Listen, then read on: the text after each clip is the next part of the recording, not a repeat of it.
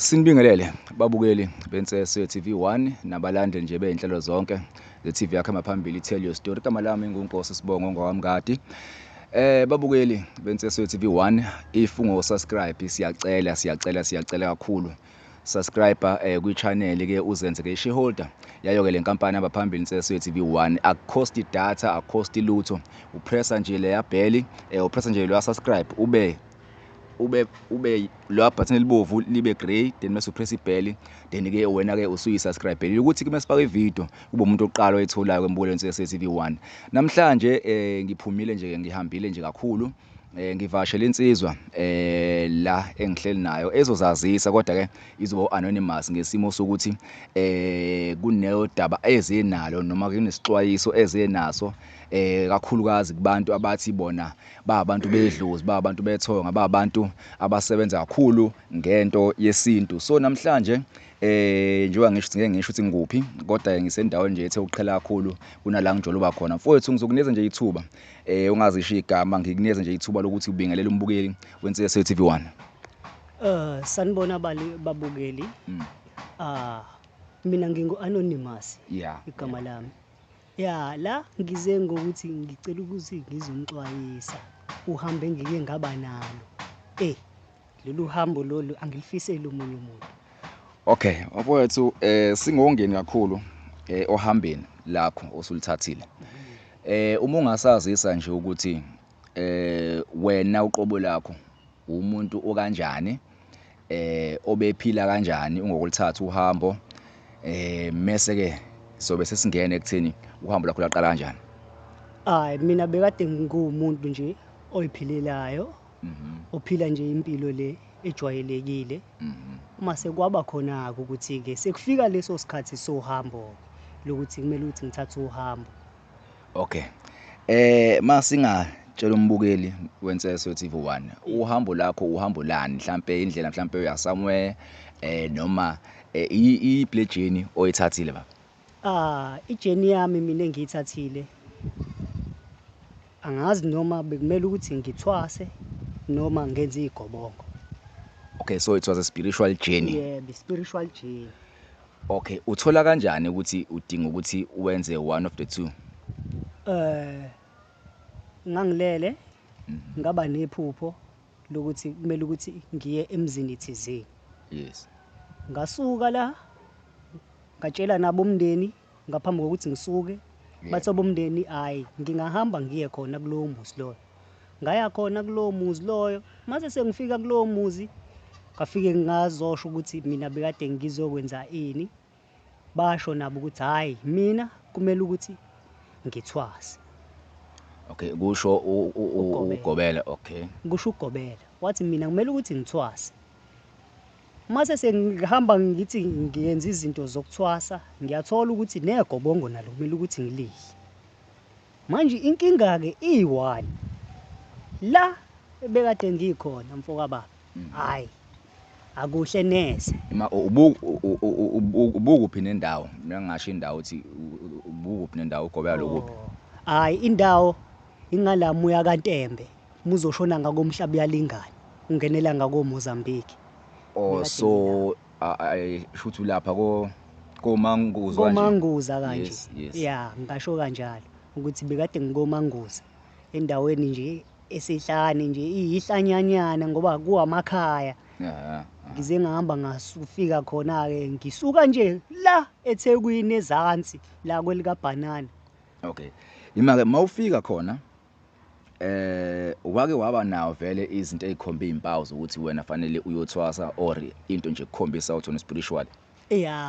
Ngake ngaba nayo ngoba ngikhumbula ngangisafunda ugrade 7. Kwathiwa mina nginomoya ngoba kwake kwaba khona nje into la ngavele ngaquleka khona mase emva kwalokho mase sengivukile sengibuza kuthiwa bekade ngakhuluma amaqiniso ngakhipha nezinkinga zabantu. Okay. Yilapho ke la ngabona khona. Siyafika ke kaManguza lapho ke. Isigodlo noma kuyindawo enjani? Kuyisigodlo nje intumba nje enegodlo nje indawo nje leya khona. Inegodlo nje ngicabanga ukuthi ngisakhumbula kahle zazimbili mase kube imizi ekhona nje la kuwona lo mndeni lo. So uyavuma ke ugobela ukuthwasisa. Ugobela uyavuma ukungithwasisa wathi hayi ngizothwasa. Inkinga yaqala-ke ngoba-ke sengithwasa mfoka baba hayi laphaya umuntu weyishayisa okwembongolo okokuqala nje. Uyashawa khona la. Yebo, ushayiswa kwembongolo ugidiswa emalahleni mufundisa ukugida kuthiwa ugida emalahleni ithwasa futhi kuthiwa alikhali suku uhamba ushona ezansi ekuseni ngovivi impondo zisankomo la ngo3 kanje wena uye emfuleni uyokha amanzi emfuleni hayi ukuthi uyokha ibhakedanyana uyokha amabhakede ngiyacabanga ukuthi ayidonsela la ukuthi ayishumi nesishiyagalombili. Ima ukhelela wona umuzi wakhe noma kuwumsebenzi wakho ukwenza lokho. Mina ngigelela nje amanzi ukuthi awala ekhaya sizowasebenzisa ngoba njalo kumele ukuthi sibuye sigeze sibuye sihlanganise imithi eminye idinga amanzi. Kodwa phela ke uma umuntu nawe kumele ukuthi ubuye ukhumbule ukuthi kumele ukuthi kube khona la uba khona nokuthi uyakhathula umuntu umsebenzisa umcabangele ukuthi phela umuntu naye lapha kwangekho kucabangelana. Imaka wena wedwa okhona la njengethwasa noma akhona manje? Hayi amathwasa sasibabili kwakuyimina nje lesilisa mase kube engangilificile intombazanyana nje ngicabanga ukuthi indadlana kunami. Uyena nje omunye umuntu ke esasisebenza naye inganye abantu ngize ngidabukele nami ngiyisize lapho mengibona kubuye shayelwa izinto esingazazi ingane zakhona kulomuzi zibulala izinto zithatha eminye imithi khona la esigodlweni thiwe ithini sithatha imithi sesifihla imithi. Imake lo ntombazana omfica la usisi omfica la uthi yena kuloku afika kunjena noma yena ubephila kanjani noma vele ubephila kanje lokho afika naye? Uthi nje kuqale kube mnandi waqala afika nje kusamnandi bamamkela kwabamnandi kwajika nje emva kwezinyanga nje ezimbili zashintsha izinto washintsha ucarry plating kwacaca ukuthi hayi phela yena akayena wala ekhaya uzele nje lokho nokuthi uzosebenza kodwa manje musu usubuka uphenduka isigqila kuloya mndeni ngoba hayi sasigqilaseka lapha Nkosi yami. So nanigqilazo nanishawa nigidiswa khona nanokuthi nje imisebenzi kwakuyini yeceke? Imisebenzi yonke nje eyayenziwa kuloya muzi yayenziwa yithina. Kukhona mhlawumbe ayekwenza ke okukhombisa ukuthi into ayenza uyayazi kwakhona izinto enanizenza zemithi okukhombisa ukuthi niyagqula lana niyagida lana iprocess kodwa yehamba ngendlela noma kwakhona nje izinto lezi ziliphazamisa endleleni? Hayi ukuthi imithi uyayazi uyayazi yena imithi kodwa into engayibona ukuthi hayi akayazi imithi le mihle wazi imithi ebhedako kwangampela imithi le mibi okwangampela ngoba hayi khona nje la kwathiwa khona kumele ukuthi siyoklina mase sesibuza ukuthi ngoba kuthiwa siklineke lendlu lena ke engavuliwe ke ayivulwa ngani kwathiwa lendlu le ubaba la ekhaya akafuni ukuthi ivulwe. Okwesibili isigodlo sisodwa isigodlo esisisebenzisayo khona lesi ehlezi isivaliwe ithiwe esakho ubaba la ekhaya. Hayi angingenwa kulezo zindawo. Hayi akungenwa kulezo zindawo lezo ngisho noma nomuntu osondelane naye eduze kwakhe hayi akangeni lapha. Imake khona egcekeni mamemenenza izinto lezi ezenziwayo ayikho into enisolayo khona kwakho baba noma ekhombisa ukuthi mhlambe kukhona into zobumnyama ayisebenzisana? Hayi ebusuku awukuzwe nje kukhona nje la ukuzwe khona ukuthi noma ngingathiwani kukhala ingane. Siyazi thina la egcekeni ukuthi akho umuntu onengane nakomakhelwane akekho umuntu onengane kodwa kuyokhala ingane ikhale kusukele ngo12 kuze kushaye o2 ingane nje iyakhala mengingakhala ingane uzwe ukuthi hayi noma ngingathiwani ikhova lezi ezihambayo la egcekeni kunezinto ezihamba la egcekeni. Baba la ekhaya umumtshela lokho ethi hayi into zakhona la bayamthakaza into zakhona la. Imaka mnumzane untombazane lo ayikho into noma mhlambe i-treatment ehlukile kuneyakho ayitholayo yena noma indlela mhlambe enilokhuliswa ngayo iyafana ukuthwasa kwakho ayikho into owakwayibona yenze kusisi ehlukile kuneyakho noma yonke into ayifana kunena? Hayi ukuthi into nje eyayihlukile okwangampela kwakhona okwakuhlukile ngoba yena khona omunye umuthi abamnika wona sinokusebenzisa yonke imithi kodwa khona umuthi abamnika wona eceleni loya muthi loya kwathiwa hayi kumele ukuthi egeze ngawo ephalaze ngawo mase yawugcoba mase yawukhafula emva kokuthi ekwenzile lokho hayi ingane yabantu ayihlezi ibhonqa njalo kwathi nje kushaya u12 iyasibhonqa ingane yabantu ubone ukuthi noma kungathiwani khona umuntu aleli naye la ngaphakathi uma uyibuza ingane lutho yona ayikhumbuli lutho imake lokhu kwenzeka la elala khona ngoba sasingalali endlini ezifanayo kodwa sasisendaweni eyodwa kodwa izindlu ngaphakathi zayihlukene enini lawo lakhe nami nginelawo lami engilala kulona yena uyezwa mukuyilawo lami wawuza into engale naye mekuyilawo lakhe uyayizwa into engala kuyilawo lami wawuza ukuthi noma ngathiwani khona okwenzakalayo lapha yani kodwa only to find ukuthi yena akanalwazi ngalokho yena mumbuze ekseni ukuthi hayi bekwenzakalayo futhi yena akakhumbuli lutho. So basically shuthi ubaba lo wayenezinto ayisebenzayo hayi zikhona and nazo futhi untombazane lo the reason why ehleli la esigodlweni ngoba ulalwa yizilwane lezi yebo izona ezimbambile futhi untombazane izona okwangampela ezimbambile ngoba hayi yabona nje kunolunye usuku lawa kwafika khona ubaba wakhona siyazi ukuthi unamakhosikazi amathathu kodwa kulolu usuku lo lafika ngale ukuthi angisakhumbula ukuthi yipi inyanga kokuyiluphi usuku kahle wafika la ubaba ehamba namantombazana amabili lawo mantombazana wangena nawo kulendlu lesithi thina ayivulo la amantombazana ngaphandle amantombazana esingawazi okay afika nawo amabili wangena nawo kulendlu le kuthiwa ayivulo hayi manje hayi so wathi nje kuqeda ukwenzeka lokho mfoka baba hayi ubaba wakhona uyabona ukuthi hayi amandla akhona ngoba kwabe kungena amakholi abantu ubona ukuthi hayi lo muntu lo unamabhizinisi akhe ayaqhubeka ayaphambili yasho ukuthi hayi khona into ayenzayo. So ubaba ke wakwenza ke lokhu le nto lokho ezenza awukazi ungene kule handle hayi nalokho kule kwenza untombazanyana ebusuku kuntoma kusisi lo nakho futhi kwakuyinto lokho ibe continuous iqhubeka into eyayiqhubeka nje. Okay kwenzakalani ke mekuthiwa wena ke iprocess yakho uyayibona ngathi iyakuhlupha ufuna ukuyiqeda bakwenzeka kanjani ke esimeni nje sakho ke if usubona la uhleli kahle wenza njani? Yabona mina kwakusekusele ukuthi ngiphothule ngoba ibovu ngabaleka nalo.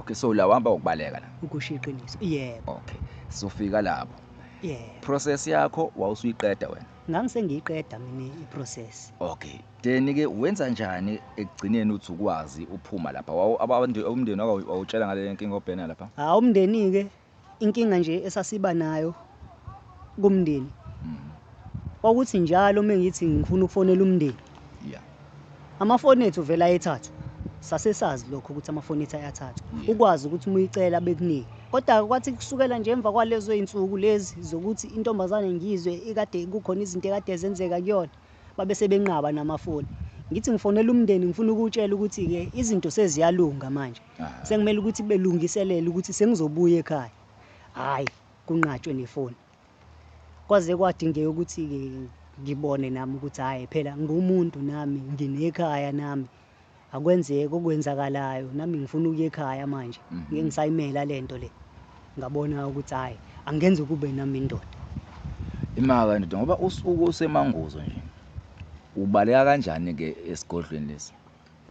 Yabona inhlanhla engaba nayo kwaba khona usuku la kwakufike khona ama-truck ezolanda umoba nobhanana ngoba khona la kunomoba nezibhanana utshalile lo baba lo khona la kunengadi neplaza ngasizakala ngokuthi ngingene la kuyona itruck ngoba sagcine sifaka ubhanana ngaphakathi ngathi hayi angisaphumi la etruckini ngemuva ngcono ngibozwe yiwona lo bhanana lo ngiyoze ngiyofika la ngiwa khona ngiyobekezela kanti kuyoba inhlanhla yami nangampela laphuma itruck ngoba la ngaphapha makhona ngaphapha sengifika sengibuka ibhodi ngabona ibhodi elithi Richards Bay.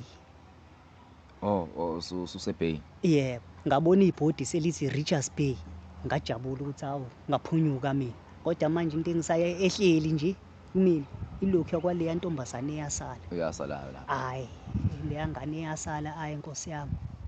So manje ke usubuyile ekhaya. Yeah. Mawusekhaya izinto zakho zizenza njani? Ziyaqhubeka, zimile, kwenzakalani? Ngibona ufaka ibhayi so awuqedanga. Hayi ihlangahlangene ngoba ngisho nje ngishilo ukuthi ibovu ngabaleka nalo. Nakhona mase sengithi ngibheka usizo abanye mebese besho laba ababonayo basho ukuthi hayi mfoka baba wena into ekwakumele ukuthi uyenze kwakungamela ukuthi ngithwase mina. Inkinga yaba yi-1 uyena lo yagobela loya owathi mina kumele ukuthi ngithwase kanti mina into ekwakumele ukuthi ngidle igobongo. Mase emva kokuthi ngilidlile igobongo ngamukela idlozi. Okay. Manje ke inkinga engiba nayo hayi kuyabuya phela lokho ukuthi igobonga ngilidlanga mina ngathwasela into engekho idlozi kodwa lasekhaya lona engilibongayo. So kuyacaca ukuthi idlozi lakini lihamba nawe. Nanokuthi since ngoba vele lento wawukhonjiwe ukuthi uhambe uyoyenza kodwa kwangafanele kufike kuthiwa thwasa lapha. Yeah. Kwakufanele ukuhamba ama step by step kubonakala emva kwalokho ukuthi kwenzakalani. Yeah. Ubaba wakwenzisa lezi zinto azinsazona wanifaka le mithi anifaka yona. Yeah. Ayikaze wena ikunike ngale mithi enanisebenza lapha nje ukusubuye nje ungasayisebenzisi manje. Kunenye into ekeyenzeka kuthangi. Mengibuza ekhaya kuthiwa ngike ngavuka ngaphumela phandle ngabhonga. Ngabhonga emva kwalokho mase sengiqedile ukubhonga ngasuka ngabatshela into eyodwa ukuthi khona isilwane engihamba naso kumele ukuthi bengigeze sona. So you believe ukuthi khona into wawufakwa yona lapha noma wayoyenziwa yona lapha? Hayi khona into esagcatshwa ngayo kwakuthiwa kuphakamiswa idlozi. Iyona lento le ngicabanga ukuthi ke iyona le ababesifaka yona. Sasingaphakanyiswa idlozi sasifaka isilwane ngoba hayi isilwane hayi sikhona sona ngoba hayi meke ngalala nje emini ngivuka ngifresh kodwa mengilala ebusuku ngazi ukuthi bengilo. Ngathi bengilo khona lento le khona. Mbukelo wenseso TV1 ngicatha udaba la anonymous niyalizwa. Ziningi indlela zokuthwasa apha ngaphandle. Baningi futhi abantu abathwasisayo. Abanye bathwasa ngendlela, abanye bathwasa ngendlela engeyona. So lapha eMangozo bengithi nami mengilalela indlela abantu abathwasa ngayo khona ayifani nethu ngesinye isikhathi ngoba phela imithi yabayifani. Kodwa anonymous usenenkinga ke nje webuye khona ukuthi lezi zinto asuka nazo lapha zihamba naye.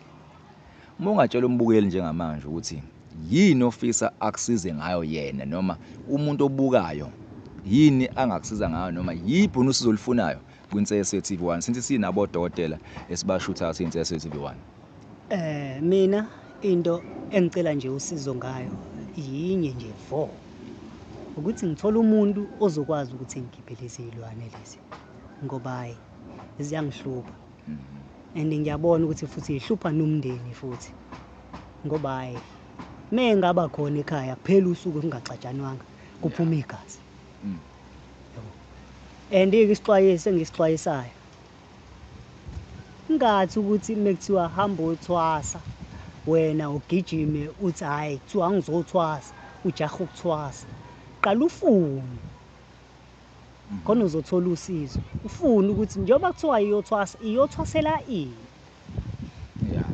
Ileyo nto leyo mina ngicela ukuthi ngixwayise ngayo nigade bantu benkosi sinamawaka mase kuba khona abangampela ogobela.